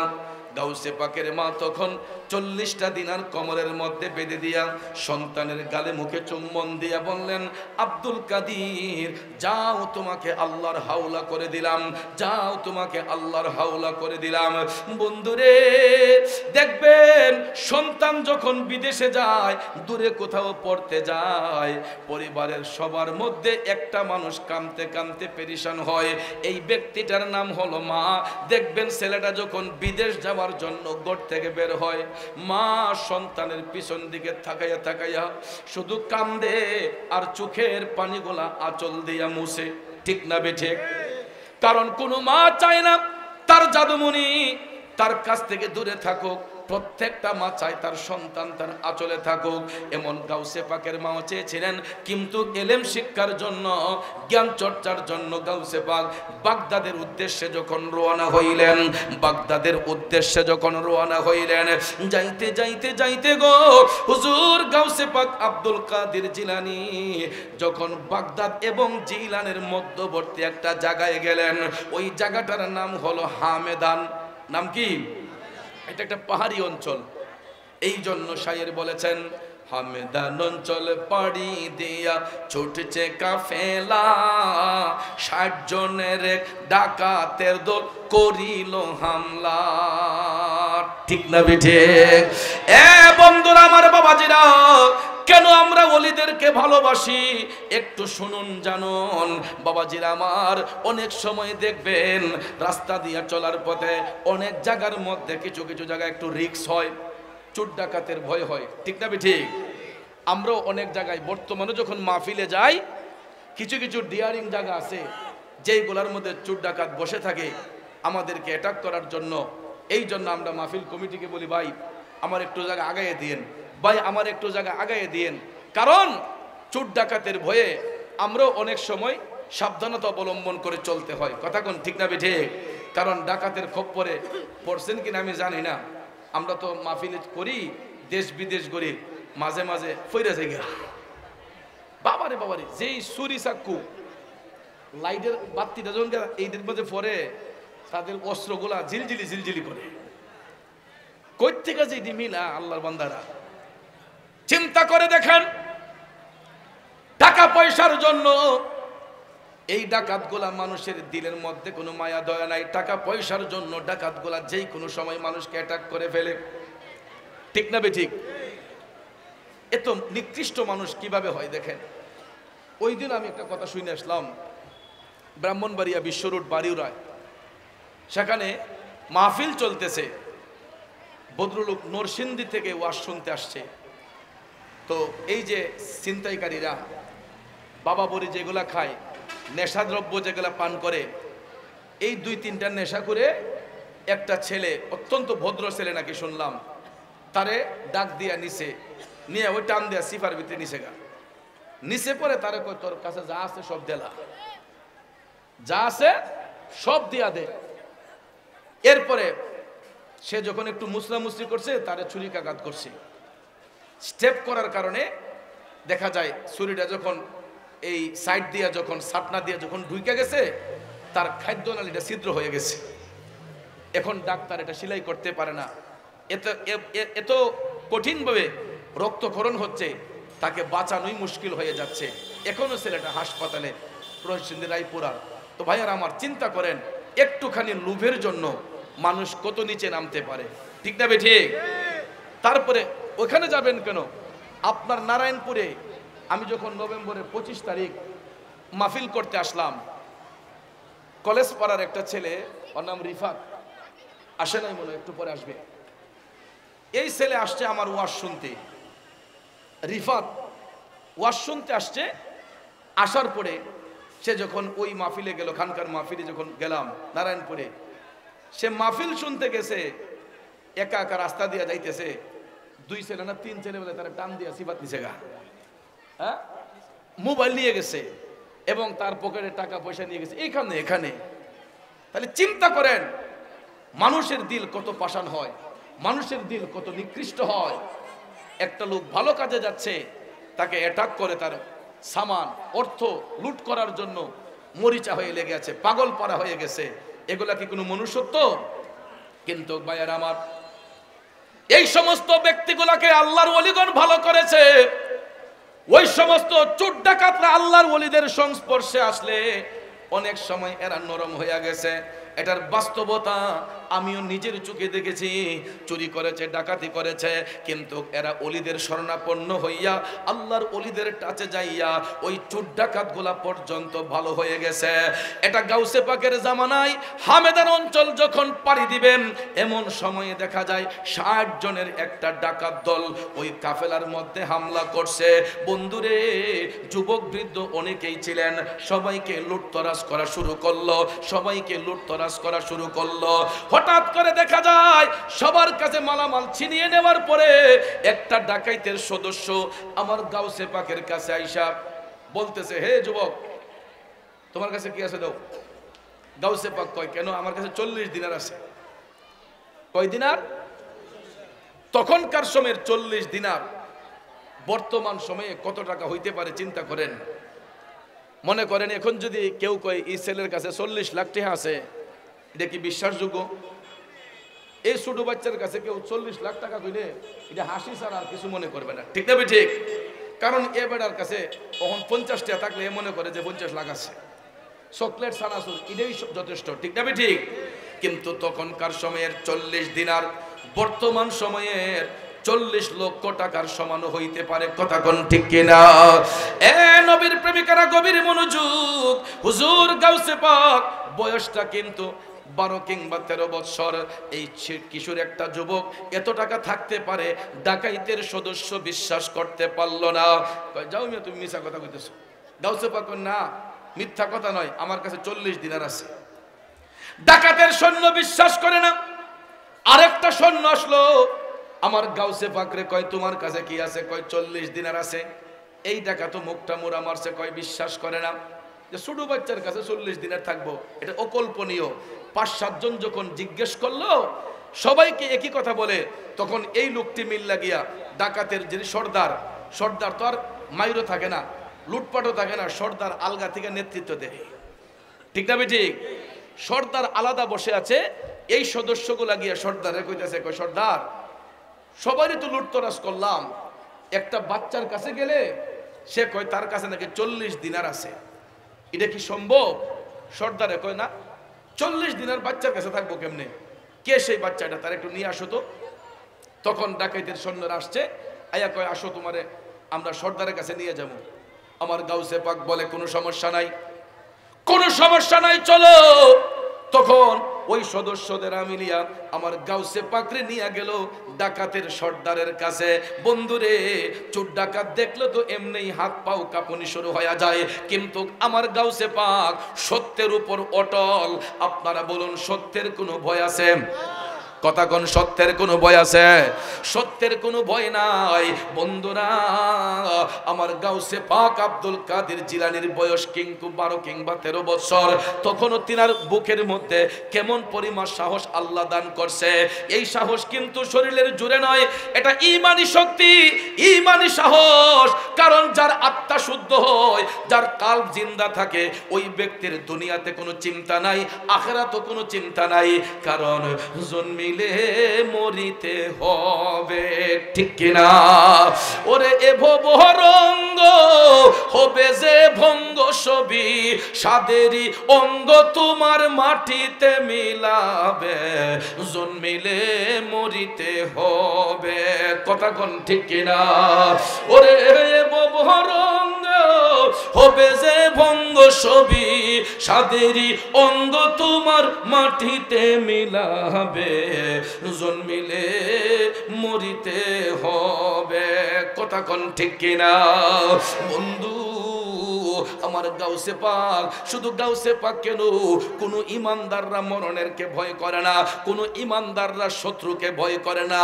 কারণ জন্ম একদিন হলে মৃত্যু একদিন অনিবার্য, ঠিক না বেঠিক? কিন্তু ভাইয়ের আমার, বন্ধুরা আমার, কখনো পরাশক্তির কাছে হার মানা যাবে না। আমার গাউসে পাক ডাকাইতের সর্দারের কাছে গিয়া সুন্দর করে দাঁড়াইলেন। একটু কাঁপতেছেন না? ডাকাইতের সর্দারও কয়, কিরে ছেলেটা এত একটু কাঁপলো না, এতগুলা অস্ত্র দেখার পর তার মধ্যে কোনো ভয় নাই। তখন সর্দার ডাক দিয়া কয়, হে ছেলে, যুবক, তোমার কাছে কি আছে? গাউসে পাক কয়, তোমার প্রত্যেকটা সদস্যরে বলছি আমার পকেটে 40 দিনার আছে। ডাকাইতের সর্দার কয়, আমি তোমাকে তল্লাশি করব। আমার গাউসে পাক কয়, তল্লাশি করতে হবে না, আমি দিতেছি। তোমাদের যেহেতু বিশ্বাস হয় না, আমি দিতেছি। এই বলে গাউসে পাক কোমর থেকে এই থলিটা খুইলা সুন্দর করে টাকার থলিটা ডাকাইতের সর্দারের কাছে সইপা দিলেন। তিনি ডাকাতের সর্দারের কাছে এটা ছুঁড়ে মেরে দিলেন। গণ সুবহানাল্লাহ, গণ 12 কিংবা 13 বছরের একটা যুবক ঈমানি চেতনা নিয়া ডাকাইতের সর্দারে দিয়া কয়, গণ। ডাকাইতের সর্দার একটা একটা দিনার গনতে গনতে দেখতেছে 40টা দিনার সত্যি এই থলির মধ্যে মৌজুদ। ডাকাইতের সর্দার একজনে আরেকজনের দিকে তাকায়, কয়, কি রে, জীবনে তো কত ডাকাতি করলাম, কত ছিনতাই করলাম, কত মানুষের সম্পদ হরণ করলাম, এই পরিস্থিতির সম্মুখীন তো কোনোদিন হইলাম না। কে সেই যুবক? এই ছেলেটার অন্তরে এত সাহস, তার বুকের পাটা এত শক্ত, এত সাহস তার বুকের মধ্যে আসলো কেমনে?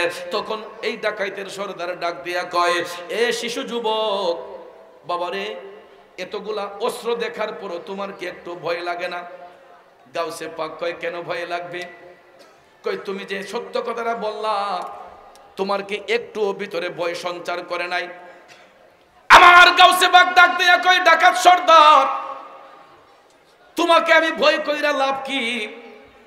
আমি তোমারে ভয় করলে তো মিথ্যা কথা বলতাম যে আমার কাছে টাকা নাই, কিন্তু আমি আল্লাহকে ভয় করি, আমি আমার দয়াল নবীকে ভালোবাসি, আর আমি আমার মা বাবাকে শ্রদ্ধা করি। আমার মার শিক্ষা হলো যত কঠিন বিপদ থাকুক না কেন কোনোদিন যেন আমার জবান দিয়ে মিথ্যা কথা বের না হয়। আর আমি আমার মারে ওয়াদা দিছি যে আমি কোনোদিন মিথ্যা বলবো না। যত বাধা বিপত্তি আসুক আমি জীবন দিতে পারবো, কিন্তু কোনোদিন আমি আব্দুল কাদের মিথ্যা বলবো। আমাদের মারও আমাদেরকে বলে যে ফুত মিছা কথা কইস না, মানুষের ক্ষতি করিস না, কিন্তু মার কথা শুনি এক কানে বের হয় আরেক কানে, ঠিক না ঠিক? আমরা আমার মার কথা শুনলে এই কান দিয়ে শুনলে ওই কান দিয়া বের হইয়া যায়। কিন্তু দেখেন কেমন কঠিন পরিস্থিতি, বিরাট বড় ডাকাইতের একটা কাফেলা, এই কাফেলার প্রত্যেকটা সদস্যরা লুটতরাজ করে। এমন সময় গাউসে পাক ডাক দিয়া কয়, তোমারে ভয় কইরা লাভ কি সর্দার?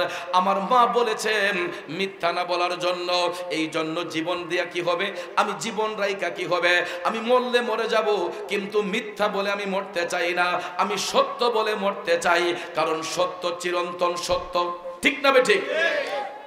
বন্ধুরা আমার, বাবাজিরা, এমন সময় ডাকাইতের সর্দারের মনটা নরম হইয়া গেছে। সর্দার কয়, জীবনে কত ডাকাতি করলাম, কত লুটতরাজ করলাম, আমার মা ও তো আমারে শিক্ষা দিছে যাতে কোনোদিন অন্যায় না করি, খারাপ কাজ না করি, কিন্তু আজকে এতটা বৎসর হলো আমি তো আমার মার কথা রাখলাম না। আর একটুখানি বাচ্চা সে তার মাকে এত শ্রদ্ধা করে, এত সম্মান করে, নিশ্চয়ই সে কোনো সাধারণ মায়ের সন্তান নয়। এই ছেলেকে হাতছাড়া করা যাবে না, এই ছেলেকে হাতছাড়া করা যাবে না, সে সাধারণ কোনো ব্যক্তি নয়। রে যুবক বন্ধুরা, ডাকাইতের সর্দার একটা উঁচু জায়গার মধ্যে বসা ছিল। আমার গাউসে পাকের জবান দিয়া সত্য কথাটা ঠাস ঠাস করে বলার কারণে এই ডাকাতের সর্দার সে নিচে নেমে আসলো। আইসা আমার গাউসে পাকের সামনে ডাকাইতের সর্দার দুইটা হাত জোর করে দাঁড়াইছে। শিশু যুবক, তুমি সাধারণ কোনো মায়ের সন্তান না, একটু পরিচয় দাও, কে তুমি, কি তোমার নাম? গাউসে পাক ডাক দিয়া বলেন, আমি জিলান শহরে জন্মগ্রহণ করেছি, আমার বাবার নাম হচ্ছে হযরতে আবু সালে মুসা জঙ্গি, আর আমি ওই মায়ের সন্তান, আমার মার নাম হচ্ছে উম্মুল খায়ের ফাতেমা। আমার মা একজন হাফেজা। গাউসে পাক বলতেছেন আমার মা একজন হাফেজা, 30 পারা কোরআন যিনি মুখস্থ করেছে। আমার বাবা একজন হাফেজ, মুসা জঙ্গি তিনিও একজন কোরআনের হাফেজ ছিলেন। সুবহানাল্লাহ কোন। এ বন্ধুরা আমার, বাবাজিরা, ডাকাইতের সর্দার যখন গাউসে পাকের ব্যাকগ্রাউন্ড দেখলো, উনার গাছের গোড়াটা দেখলো, দেখার পরে কই উনি সাধারণ কোনো বংশের লোক নয়, অবশ্যই সে একজন উচ্চ বংশের লোক। ডাকাইতের সর্দার গাউসে পাকের পায়ে পড়ে গেছে। দেখেন বন্ধুরা, যেই ডাকাতের সর্দার যার নেতৃত্বে শত শত মানুষকে লুটপাট করা হয়, লুটতরাজ করা হয়, এই ডাকাইতের সর্দার গাউসে পাকের পায়ের মধ্যে পইরা কয়, হুজুর, হুজুর, আমি ক্ষমা চাই, মাফ করে দেন। আমি জীবনে অনেক ডাকাতি করেছি, অনেক চুরি করেছি, আজকের পর থেকে আমি আর ডাকাতি করতে চাই না। আমার সব অস্ত্র আমি বিসর্জন দিলাম। সমস্ত অস্ত্র গাউসে পাকের সামনে আইসা বিসর্জন দিয়া, চিন্তা করেন বয়সটা মাত্র 12 কিংবা 13 বছরের একটা কিশোর যুবক, আবার গাউসে পাক আব্দুল কাদের জিলানির সামনে আইনা সমস্ত অস্ত্রগুলা ফালাইয়া দিল। ডাকাইতের সর্দার ডাক দিয়া কয়, ও হুজুর, ও শিশু যুবক, আপনি আমাকে তওবা করান, এই মুহূর্তে নতুন করে আমারে আপনি কালেমা পড়াইয়া দেন। ডাকা সর্দার যার কদমে শপে মালামাল, শির ঝুকাইয়া বরণ করলো দিন আল্লাহর। জোরে কোন আল্লাহু আকবার। বন্ধুরে বন্ধু, ডাকাতের সর্দার আমার গাউসে পাকের পায়ের মধ্যে পইরা, আমার গাউসে পাকের পায়ের মধ্যে পইরা কয়, হুজুর আপনি আমারে ক্ষমা করেন। গাউসে পাক তখন ডাক দিয়া বললেন, তুমি যাও একটু পানি দিয়া ওযু করে আসো। কারণ আত্মহুরু শাত্রুল ইমান, পবিত্রতা হইল ইমানের অঙ্গ, ঠিক না বেঠে? পবিত্রতা হইল ইমানের অঙ্গ। গাউসে পাক বলে যাও তুমি পানি দিয়ে ওযু করে আসো। এই ডাকাতের সর্দার, এই তার জীবনের প্রথম আমার গাউসে পাকের কথা শুই না পানি দিয়ে ওযু করতে গেছে। বন্ধু দেখেন ওলিদের সহবতে আসলে কেমন লাভ হয়। কারণ আমার দাদা হুজুর লিখছিলেন, তুমি পরশ আমি লোহা, ও দয়াল দেখিবারে পাই। ওরে পরশের কিরণে লোহা স্বর্ণ দেও বানাই গো মুর্শিদ, এই ভিক্ষা চাই তোমার প্রেমাগুনে আমায় পুইরা করো সাই। আমি এই ভিক্ষা চাই তোমার প্রেমাগুনে আমায় পুইরা করো সাই। খারাপ লাগতেছে, আরে অন্ধকার ঘরে বসি রজনী পোহাই, দয়াল রজনী পোহাই। ওরে তোমার হাতে মেষ কাটি, দয়াল তোমার হাতে মেষ কাটি, বাতি দেও জ্বালাই গো মুর্শিদ, এই ভিক্ষা চাই তোমার প্রেমা গুনে আমায় পুইরা করো সাই। বন্ধুরে এই যে বলেছিলাম সৎসঙ্গে স্বর্গবাস, অসৎসঙ্গে সর্বনাশ। দেখেন অলিদের সঙ্গ নিলে লাভ হয় কেমন। ডাকাইতের সর্দার গাউসে পাকের কদমে পইরা কয়, হুজুর আমার কালেমা পড়ান, এই মুহূর্তে আমাকে বায়াত করান, তওবা করান। আমার গাউসে পাক তাকে ওযু করার পরামর্শ দিলেন। ডাকাইতের সর্দার ওযু করে আসলো। গাউসে পাক যখন কালেমা পড়াইলেন, ডাকাইতের সর্দার মুসলমান হয়ে গেল। ডাকাইতের সর্দার ইমানের পক্ষে চলে আসলো, সত্যের পক্ষে চলে আসলো, চুরি ডাকাতি ছেড়ে দিল। এবার এই সর্দার তার সদস্যদেরকে কয়, কিরে তোমরা একটা কাজ করো, এই মুহূর্তে তোমরা আমাকে ছেড়ে চলে যাও। কয় কেন? সর্দার কয়, আমি আজকের পর থেকে আর কোনোদিন চুরি ডাকাতি করতাম না। আরে কও কি, তুমি আমাদের নেতা, তোমার নেতা মান্য আমরা সারা জীবন চুরি করছি, ডাকাতি করছি, তুমি করতা না, তাইলে আমরা তোরা যা ইচ্ছা তাই কর। তখন বাকি 59 জন ডাকাতের সৈন্য, বাকি 59 জন ডাকাতের সৈন্য এরা ওর সর্দারকে গিয়া ডাক দিয়া কয়, সর্দার তুমি আমাদের নেতা হইয়া যদি চুরি ডাকাতি ছাইরা দাও, আমরা তোমার শাগরেদ হইয়া কেমনে চুরি ডাকাতি করতে পারি? যেখানে নেতা চুরি ডাকাতি ছেড়ে দিয়েছে, সেখানে ফাতি নেতাদের তো আর কোনো চুরি কইরা লাভ নাই, ঠিক না বেঠে? তখন এই 59 জন ডাকাতের সৈন্য গাউসে পাকের পায়ে পইরা কয়, হুজুর আমাদেরকে ক্ষমা করে দেন হুজুর, আমরা ভুল করেছি, আমাদেরকে ক্ষমা করে দেন। এই মুহূর্তে আমাদেরকে কালেমা পড়ান, তওবা পড়াইয়া দেন। আমার গাউসে পাক তাদেরকে ওযু করার পরামর্শ দিলেন। এরা যখন ওযু করে আসলো, আমার গাউসে পাক তখন 60 জনের সদস্য এই ডাকাতের কাফেলারে কালেমা পড়াইলেন, তওবা করাইয়া জিন্দেগির জন্য এরা অস্ত্র শস্ত্র বাদ দিয়া চুরি ডাকাতি চাইরা এরা আল্লাহর প্রেমে মজনু হয়ে গেছে, আল্লাহর প্রেমে মশগুল হয়ে গেছে, নবীর প্রেমে দেওয়ানা হয়ে গেছে, আল্লাহর ওলি গাউসে পাকের সঙ্গ নিছে। সুবহানাল্লাহ কোন। বন্ধুরা আমার, এরপর থেকে এরা নামাজ পড়া শুরু করলো, রোজা রাখা শুরু করলো, নফল বন্দেগী শুরু করলো। গাউসে পাকের সোহবতে থাকার কারণে এই 60 জনের ডাকাতরা মুসলমান হইয়া পরিপূর্ণ শুদ্ধ হইয়া এক একজন সদস্য এক একজন আল্লাহর ওলি হইয়া গেছে। চিৎকার মেরে কোন সুবহানাল্লাহ। এই জন্য আশেক কয়, প্রেমিক কয়, ভণ্ডরা করুক যতই ভণ্ডামি, শত্রুরা করুক যতই দুশ্মনে, তুমি গৌসুল আজম লাসানি, হে আব্দুল কাদির জিলানি, হে আব্দুল কাদির জিলানি, জিলানি জিলানি জিলানি জিলানি জিলানি জিলানি, হে আব্দুল কাদির জিলানি। কষ্ট হইতেছে আমার বাবাজিরা, হে নবীর প্রেমিকেরা, তাইলে চিন্তা করে দেখেন গাউসে পাকের বয়স মাত্র, একটু দুরূদ শরীফ পড়েন, আল্লাহুম্মা সাল্লি মাশাআল্লাহ, আপনারা বসে যান। আল্লাহ মুহাম্মদ নবী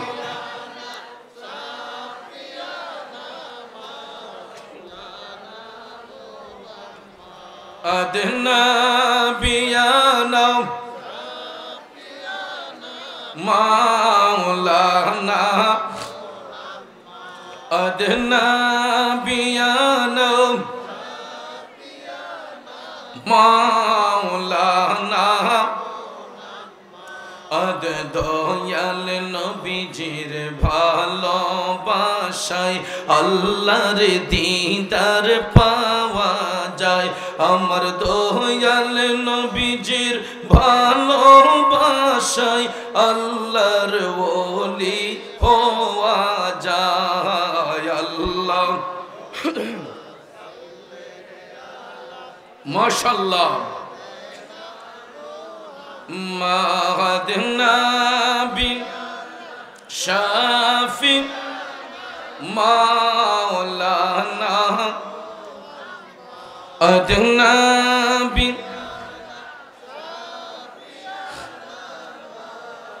লানা। মনোযোগ আমার বাবাজিরা, লম্বা চোরা কথা বলে সময় নষ্ট করব না।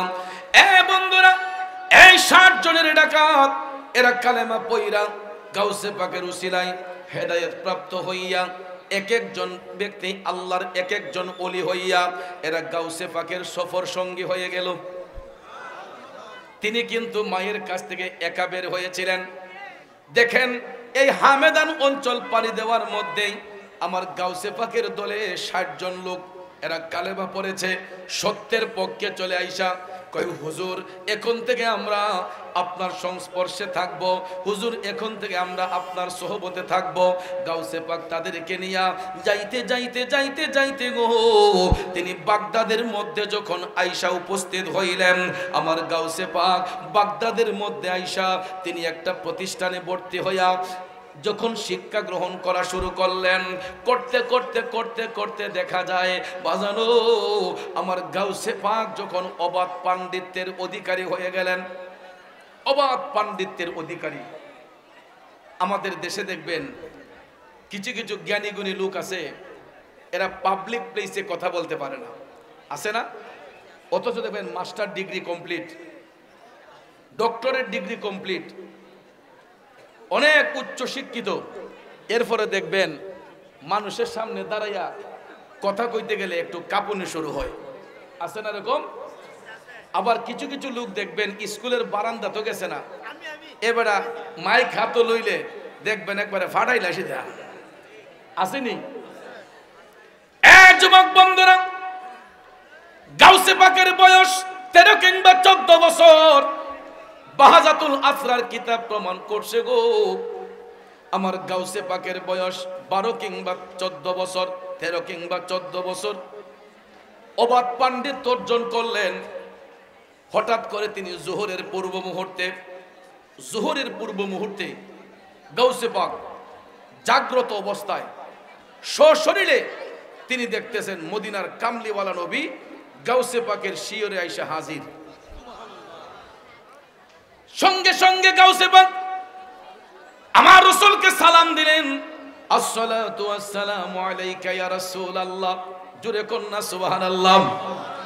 আমার রাসূল বললেন, আব্দুল কাদির, তুমি এত পাণ্ডিত্য অর্জন করেছ, এত জ্ঞান চর্চা করেছ, কিন্তু বাগদাদের জনগণের সামনে তুমি কোরআন সুন্নাহর কথা বলো না কেন? তখন গাউসে পাক দয়াল নবীর কদম মোবারকে বললেন, নবী গো, ইয়া রাসূলুল্লাহ, আমি যখন কথা বলতে যাই, পাবলিক প্লেসে কথা বলতে গেলে আমার একটু হেজিটেশন লাগে। ইয়া রাসূলুল্লাহ, আমার একটু লজ্জা হয়, আমি কথা বলতে গেলে আমার একটু শরম চলে আসে। কারণ আল হায়াউ নিসফুল ঈমান, লজ্জা শরমও ঈমানের একটা অঙ্গ, ঠিক না ঠিক? কিন্তু ভাইয়ের আমার, জ্ঞান চর্চা করতে, জ্ঞান বিতরণ করতে এখানে আর কোনো লজ্জা রাখার প্রয়োজন হয় না। রাসূল বলেছেন, হে আব্দুল কাদির, তোমার যদি লজ্জা আসে তাহলে তোমার মুখটা একটু খোলো। সুবহানাল্লাহ কন্যা। আমার দয়াল নবী দিদার করে বলতেছেন, আব্দুল কাদির, তোমার মুখটা একটু খোলো। গাউসে পাক মুখটা খোলার সঙ্গে সঙ্গে আমার মদিনার কামলিওয়ালা নবী গাউসে পাকের মুখের মধ্যে মেডিসিন দিলেন। মেডিসিনটা আর কিছু নয়, আমার দয়াল নবী গাউসে পাকের মুখের মধ্যে 7 বার থুতু নিক্ষেপ করলেন। কয়বার? 7 বার আমার দয়াল নবী গাউসে পাকের মুখের মধ্যে থুতু মুবারক নিক্ষেপ করলেন। এখন বলেন, নবীজির থুতু মুবারকে বরকত বাড়বে না কমবে? যারা রসুলকে কাউবয় কয়, যারা রসুলকে 6 প্যাক বলে, যারা আমার রসুলকে যুবক ছেলে বলে, এই সমস্ত শায়েক গোলা যদি কারো মুখের মাঝে থুতু দেয়, সোর কি একটা মাটিত ফরবো না হেরার গালো ফরবো? হ্যাঁ বন্ধুরা আমার, বাবাজিরা, ভালো ইংলিশ জানলেই শুধু স্কলার হওয়া যায় না, ইংরেজিতে ভালো করে কথা বলতে পারলেই শুধু বড় জ্ঞানী গুণী হওয়া যায় না। যার সিনার মধ্যে হুব্বে মুস্তাফার প্রেম নাই, যার সিনার মধ্যে ইশকে মুস্তাফার প্রেম নাই, যার সিনার মধ্যে ওলি আল্লাহর মহব্বত নাই, যার সিনার মধ্যে ওলিদের সোহবত নাই, এরা যতই পাণ্ডিত্য অর্জন করুন না কেন, এরা কোন সময় হেদায়েত প্রাপ্ত হবে না। কথা কোন ঠিক কিনা? এই জন্য আশেক কয়, প্রেমিক কয়, মৌলাজি তোমার রহিম নামটি থাকিতে আমি পাপী ডুইবা যাইতাম নি। করিম রহিম নামটি তোমার, আল্লাহ কাদের গুণী আমি পাপী ডুইবা যাইতাম নি। এ আমার নবীর প্রেমিকেরা, হে আলিয়াবাদ এলাকার নবীর প্রেমিকেরা, গভীর মনোযোগ। আমার গাউসে পাক দয়াল নবীর নির্দেশে হা করলেন। আমার রসুল সঙ্গে সঙ্গে গাউসে পাকের মুখের মধ্যে 7 বার থুতু মুবারক নিক্ষেপ করলেন। দয়াল নবীর থুতু মুবারক গিলার পরে গাউসে পাক হঠাৎ তিনি চমকে উঠলেন। তারপরে তিনি দেখতেছেন উনার অন্তরটা যেমন শীতল হয়ে গেছে। সুবহানাল্লাহ কোন? কারণ নবীজির থুতু মুবারক তো নয়, এটা নূর মুবারক।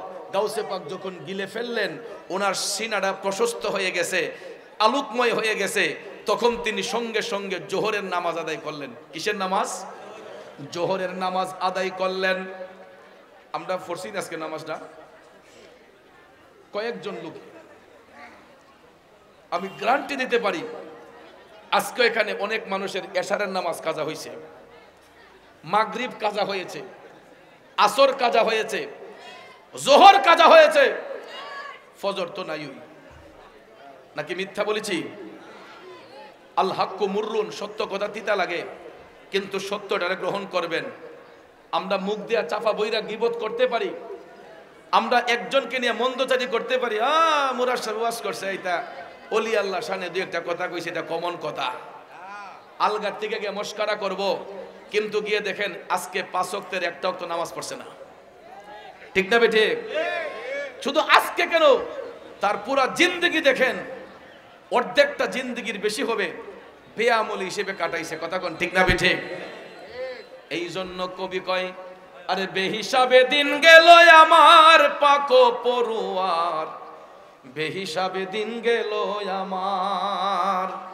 এরে চুল হইতে চিকন করছ, হীরা হইতে ধার, চুল হইতে চিকন করছ, হীরা হইতে ধার। আরে ভাই ফুলসিরাটা কেমনে হব পার, মৌলায় আমি গুনাহগার, বেহিসাবে দিন গেল আমার।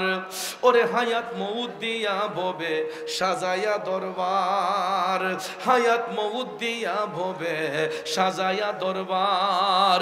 তুমি যদি মারো কলম ফিরে না তো আর, মৌলায় আমি গুনাহগার, বেহিসাবে দিন গেল আমার। আরফাতেরও মাঠে সেই দিন সাজায়া দরবার, আরফাতেরও মাঠে সেই দিন সাজায়া দরবার। স্বয়ং নিজে হাকিম হইয়া করিবা বিচার, মৌলায় আমি গুনাহগার, বেহিসাবে দিন গেল আমার। বন্ধুরে, দিন গেলে আর দিন ফিরে আসবে না। যেই দিন যায় চেষ্টা করলো আর ওই দিনটার সামনে আনা যাবে না, ঠিক কিনা? আজকে যে এই মিনিটগুলো যাচ্ছে, এই মিনিটটাকে সামনে আনা যাবে? যেই সময়গুলা জীবনের খাতা থেকে চলে গেছে, সামনে কি ওই দিনগুলো আবার ফেরত আনা যাবে? মা তো বলতেছে আমার ফুট বড় হয় না, বড় হয় না, কিন্তু ফুটের দিয়ে একদিন কমতাছে, এটা কি মার কাছে হিসাব আছে? খালি কই ফুট বড় না কেরে, আসলে তো সে বড় হইতেছে না, তার জীবনের ডায়েরি থেকে একটা দিন কমতাছে। এ যুবক বন্ধুরা আমার, এই জন্য কবি বলেছেন দিন গেলে আর দিন পাবে না, ভাটাই যদি লই যৌবন, থাকতে খোদা প্রেম সুদা, পান করো রে পাগল মন, থাকতে খোদা প্রেম সুদা, পান করো রে পাগল মন। যুবক, আমাকে হয়তো অপছন্দ হইতে পারে, আমার কথাগুলা হয়তো আপনাদের কাছে তিতা লাগতে পারে, কিন্তু তিতা হলেও একটা কথা মনে রাখবেন যুবক, যেই দিনটা যায় সেই দিন ফিরে আসবে না। এই জন্য যেই কয়টা দিন দুনিয়াতে থাকবো, নেক আমলের মধ্যে থাকবো, ভালো কাজের মধ্যে থাকবো। আল্লাহর ওলিদের জীবনী পড়ে দেখেন, তারা কোনোদিন নামাজ কাজা করে নাই, তারা কোনোদিন রোজা কাজা করে নাই, তারা কোনোদিন মিথ্যাচার করেন নাই, তারা সব সময় দয়াল নবীর কদমে পড়ে থাকতেন, সব সময় তারা সাহাবায়ে কেরামকে অনুসরণ করতেন, সত্যের পথে থাকতেন, ঈমানের পথে থাকতেন। আব্দুল কাদের জিলানী আল গিলানী আল বাগদাদি হুজুর গাউসে পাক আমার নবীর থুত মুবারক যখন গিলে ফেললেন, উনি দেখতেছেন ওনার সিনাটা প্রশস্ত হয়ে যাচ্ছে, সঙ্গে সঙ্গে জোহরের নামাজ আদায় কইরা মসজিদের মিম্বরে বৈশা, জোহরের নামাজ পড়া মসজিদের মিম্বরে বৈশা এই জীবনের প্রথম গাউসে পাক লোকমুখে তালিম দিচ্ছেন। বন্ধুরে আমার, গাউসে পাক চোখ বন্ধ করে যখন ওয়াজ শুরু করে দিলেন, আলোচনা যখন শুরু করে দিলেন, করতে করতে করতে দেখা যায় গো মসজিদের মাঠ ভরে গেছে, মসজিদের কাতার ভরে গেছে, সামনের মাঠ লুকে লুকারণ্য, হাজার হাজার মানুষ গাউসে পাকের ওয়াজ শুইনা, গাউসে পাকের তালিম শুইনা, হাজার হাজার মানুষ উপস্থিত। এমন সময় হঠাৎ করে গাউসে পাক চোখটা খুললেন, খোলার পরে উনি দেখতেছেন উনার শিয়রে নূরান্বিত চেহারার অধিকারী, নূরের চেহারার অধিকারী একজন আল্লাহর মেহবুব বান্দা গাউসে পাকের পিঠে হাত দিয়ে বলতেছেন, আব্দুল কাদির, এত চমৎকার ভাষায় আলোচনা করছো, থামলা কেন? শুরু কর আলোচনা। গাউসে পাক আলোচনা করতেছেন না, ডাক দিয়া বললেন, কে আপনি? আপনার শরীর থেকে এত সুন্দর খুশবু আসতেছে, এত সুন্দর পারফিউম, কে আপনি? কি আপনার পরিচয়? গাউসে পাক এই কথা বলার সঙ্গে সঙ্গে নূরান্বিত চেহারার অধিকারী সেই আল্লাহর মেহবুব বান্দা বলতেছেন, আমার পরিচয় আমি দেব, আগে তোমার মুখটা খুলো। সুবহানাল্লাহ। হাজার হাজার মানুষ সামনে উপস্থিত। যুবক ভাইরা, আপনারা কথা বলবেন না, স্বেচ্ছাসেবক যারা আছেন তাবারক রিজার্ভ করেন, কথা বলবেন। আর এখন তাবারক আনলেন কেন? আরো আধা ঘন্টা 1 ঘন্টা পরে আনা উচিত ছিল। কষ্ট হইতেছে আপনাদের? গত বছরও আমার কমান্ড না মাইনা তারা যখন শুরু করছে ফেস লাগছে কইলাম, তো এই জন্য আপনারা কি অধৈর্য হবেন? বহু সময় বাকি আছে, তাবারক দিতে আরো কমপক্ষে 1 থেকে 1.5 ঘন্টা লাগতে পারে। বসতে রাজি আছেন নি? গভীর মনোযোগ নাকি দেলাওয়ান তাবারক? একটু দুরূদ শরীফ পড়েন, আল্লাহুম্মা সাল্লি আলা মুহাম্মাদ, আল্লাহুম্মা সাল্লি সাইয়্যিদিনা মুহাম্মাদ নবী। মাশাআল্লাহ। মাওলানা মুহাম্মাদ নবী। সবাই একটু আগায় বসেন ভাইরা, একটু আগায় যান, এদিকে ওইদিকে জায়গা হচ্ছে না, আপনারা একটু ডাইন দিকে পেছে আগায় যান, মেহেরবানি করে। আল্লাহুম্মা সাল্লি আলা আল্লাহর রাস্তে একটু ডাইনে আগে যান। মাদাল্লাহুম্মা সাল্লি আলা সাইয়্যিদিনা মুহাম্মাদ নবী। মাশাআল্লাহ। মাওলানা মুহাম্মাদ নবী। পড়েন দোস্ত। মাওলানা আদনাবিয়ানা।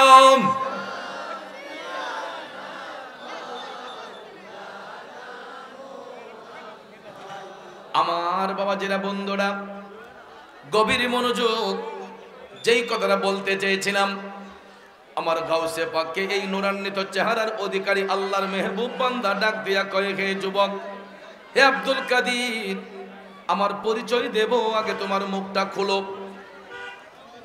গাউসে পাক মুখটা খুললেন। খোলার সঙ্গে সঙ্গে এই নূরান্বিত চেহারার অধিকারী আল্লাহর মেহবুব বান্দা গাউসে পাকের মুখের মধ্যে আরো 6 বার থুতু মুবারক দিলেন। কয়বার? আর আমার রসুল দিলেন কয়বার?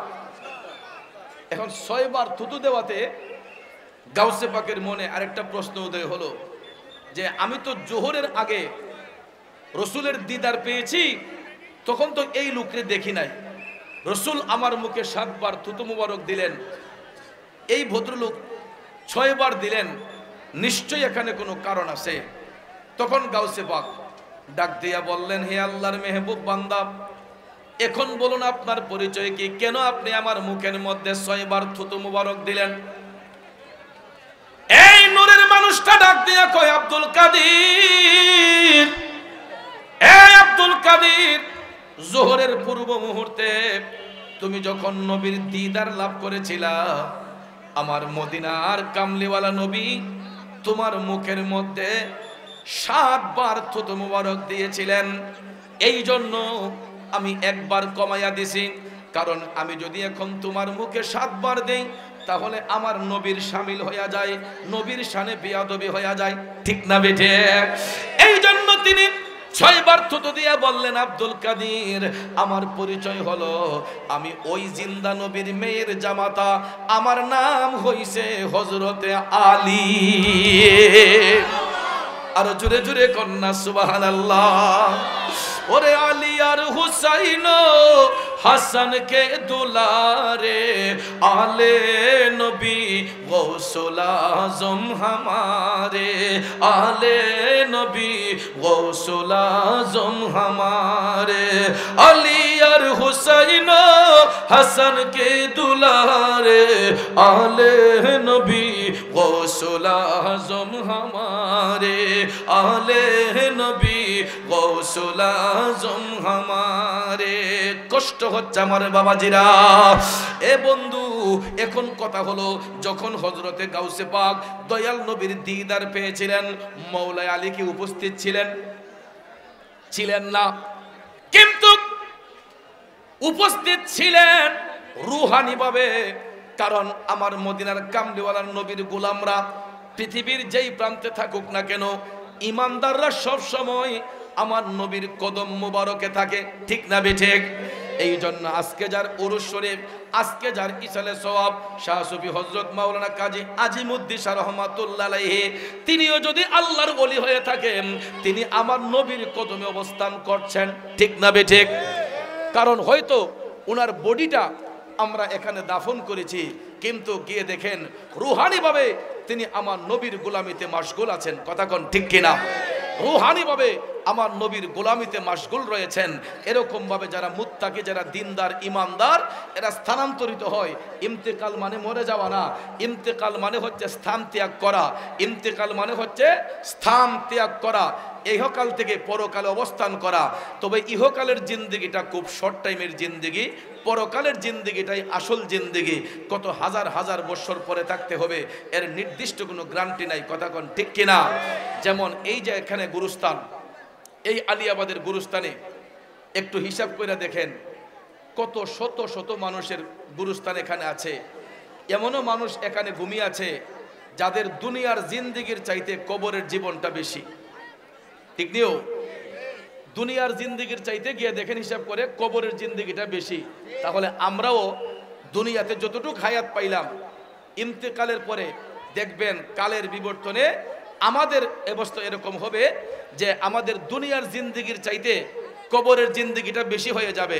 এই জন্য বন্ধু, দুনিয়ার জিন্দেগিরে প্রায়োরিটি না দিয়া আখেরাতের জিন্দেগিরে প্রায়োরিটি দেন, যেখানে আমাদেরকে হাজার হাজার বৎসর, কত বৎসর থাকতে হবে এর কোনো গ্যারান্টি নাই। এই জন্য অল্প দিনের জিন্দেগি পায়া লুপ লালসায় পইরা মারামারি, দানাহানি, হিংসা, নিন্দা এগুলা বাদ দিয়া নিজের আমলকে শুদ্ধ করার জন্য মসজিদমুখী হইয়া যান, 5টা ওয়াক্ত নামাজ পড়েন, হালাল রিজিক খান, গীবত ছেড়ে দেন, হিংসা ছেড়ে দেন, মানুষের কুৎসা করা ছেড়ে দেন, ছেড়ে দিয়া নিজেকে শুদ্ধ করার জন্য ইশকে মুস্তফার প্রেমে পাগল হন, আল্লাহর ওলিদের রওজা জিয়ারত করেন, আল্লাহর ওলিদেরকে ভালোবাসেন। দেখবেন ইনশাআল্লাহ জিরো ছিলেন, আল্লাহ হিরো বানাই দিব। ওলিদেরকে ভালোবাসলে জিরো ছিলাম, দেখবেন আল্লাহ হিরো বানাই দিবে। এই জন্য ভাইয়ার আমার, বন্ধুরা আমার, ভালো মানুষের টাচে যাইতে হয়, ওলিদের সহবতে যাইতে হয়। তাহলে বলুন, আমরা আল্লাহর ওলিদের ভালোবাসা চাই কি চাই না? বলুন, নবীজির গোলামি চাই কি চাই না? বলুন, আমরা মৌলা পাকের দিদার চাই কি চাই না? এই জন্য আল্লাহ রাব্বুল আলামিন আহকামুল হাকিমিন সূরা আল মাইদায় বলেছেন যে ওয়ামাইয়াতা ওয়াল্লাল্লাহ ওয়া রাসূলুহু ওয়াল্লাযীনা আমানু ফা ইন্না হিসবাল্লাহি হুমুল গালিবুন। আল্লাহ বলেছেন, যারা বন্ধু বানায় আল্লাহকে, যারা বন্ধুত্ব স্থাপন করে মৌলার সাথে এবং আল্লাহর নবীর সাথে এবং ইমানদারদের সাথে, আল্লাহ কয় এরা আমারই দলভুক্ত। আর নিশ্চয়ই এরাই হবে বিজয়ী দল, যারা আল্লাহর পথ, নবীর পথ, মুমিনদের পথ অনুসরণ করবে, এদেরকে আল্লাহ বিজয় দান করবে। তাহলে বলুন, আমরা সত্যের ছায়াতলে থাকতে চাই কি চাই না? কারা কারা চাই? 2টা হাত উঁচু করে দেখাই। নারায়ে তাকবীর, নারায়ে রিসালাত, আহলে সুন্নাত ওয়াল জামাত, পবিত্র ইসালে সওয়াবের মাহফিল। বাবাজিরা আমার, এখন শুনুন, তাবারুক আল্লাহর পক্ষ থেকে নিয়ামত না কিয়ামত? এটাকে কি নিয়ামত স্বরূপ নেব না কিয়ামত করণ? তাহলে শুনেন, যে জাতি যত বেশি শিক্ষিত